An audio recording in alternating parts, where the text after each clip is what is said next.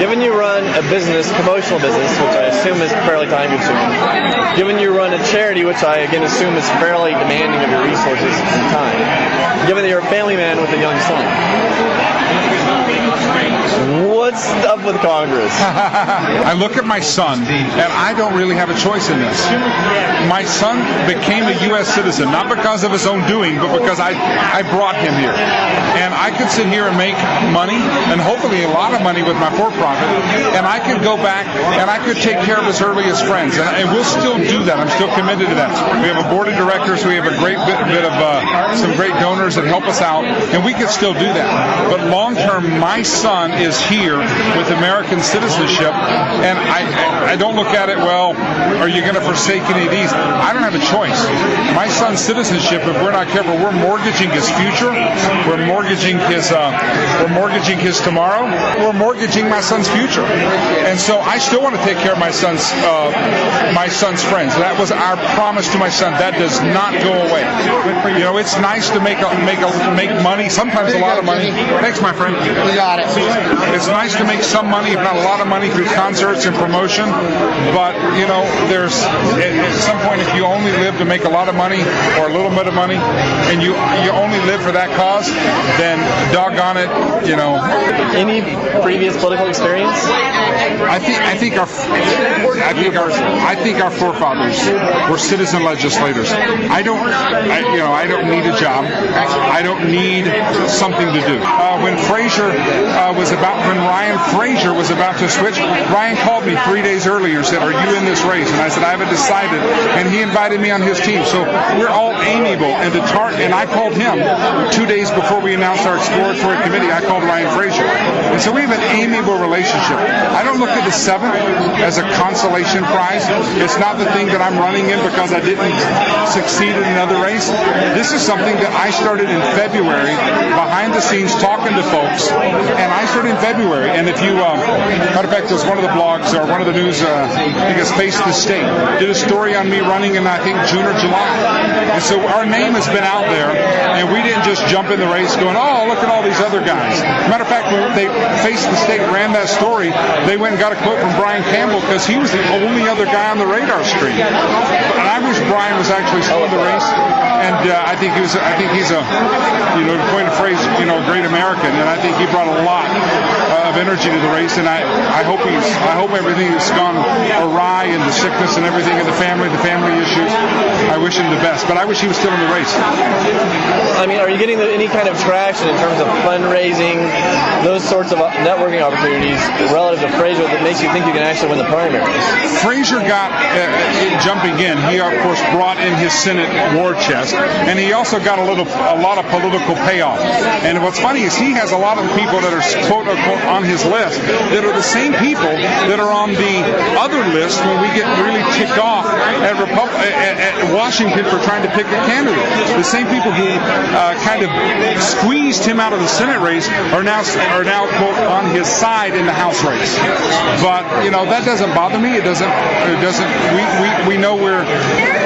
I'm not looking. I'm not looking to be an institutional candidate. I'm an average business guy. I'm not sticking my finger in the political wind to go, wow, what should I run for today? I had somebody that's a political establishment guy that if I said his name, you would know his name. He actually encouraged me back in February. He says, why don't you run for, and his words were, why don't you run for a House seat, a state House? Why don't you then run for the Senate? And after about 8 years, run for Congress. And I looked at him across the table in his office, and I said, well, that would make me a career politician. And I don't want to be a career politician. But you also live in Colorado. Do you have the fire in the belly to go to Washington, D.C., a hellhole, and serve in Congress there for some period of years? You know, every time going to meetings like this one and other meetings, I do my best to make it home before my son's bedtime. And that's a tough thing. It's one of the hardest things, and I commend anybody from any party, you know, Democrat, Republican, Libertarian, who will actually jump out there, because it is a pain at times. It's frustrating at times. You're away from your wife, your son. My wife will put my son into bed tonight, and that's not a good thing. And I don't like that. And I do my best to get home every night. But the fire in the belly is that one day my son will look at me in the eye, and he will ask me, he will say, first of all, he'll say, why me? Why did you bring me here to America? And I say, don't worry, son, we took care of your earliest friends. That was my first promise. But he didn't ask for this American citizenship paper. He didn't ask for that. He didn't even know he got it. He's got an American citizenship paper that was signed in October of 2008 that makes him a U.S. citizen. I could die in a car wreck tonight, and he will be a U.S. citizen for the rest of his life. But I look at my son, and that gives me fire in the belly because we're thinking mortgaging his future. We're mortgaging every hope of and his freedoms. We're mortgaging that, and that gives me fire in the belly. It's not. I'm not looking to run for the sake of running. I'm not in the race for the sake of running. I don't need a job. I don't really necessarily even have to have a job. I've got a job, but I've also got a duty to my son, and one of those is to take care of him today, but one of those is to hopefully leave a legacy that he can be proud of, and I hope he will look back one day and say, I'm proud of my father, he stood for freedom, and this is the country that my father brought me to, and these are the principles that he thought I would inherit in this country. And I'm afraid that if we don't stand up for those freedoms, and we don't stand up for those principles, my son's not going to know. He's not going to understand the principles of our founders, of limited government, personal responsibility. And I've got to fight for those as his father. All right, so I'd like to go more to substantive stuff. Can we do about 4 more minutes? Is that okay? Sure. So first, your primary opponent. So it's a big question. So for the primary opponent, are there 2 or 3 major differences you have with Fraser that the voters should evaluate you on? And then, of course, follow-up, whoever gets to the primary, what are your 2 or 3 major differences with Perlmutter? Why are you passionate about unseating him in that particular race? Let me wade through this and try to get it in 4 minutes because I'm long-winded. I used to talk radio. We can do more than 4. I appreciate that. Ryan is a great guy, and I will say he's a great American.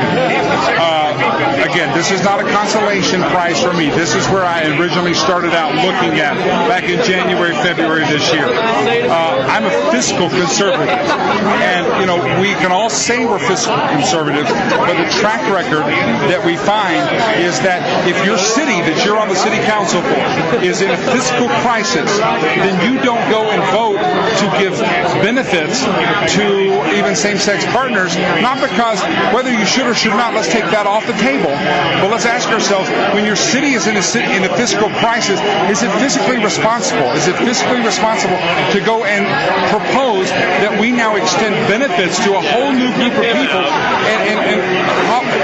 So in that failed swoop, you tick off the social conservatives, but you also tick off the fiscal conservatives going, listen, let's stop spending money. We're in a crisis here. And I think that's something that definitely separates me. And that's why I can say in this race, looking at it, I'm a true conservative. I didn't stick my finger in the wind and suddenly become conservative.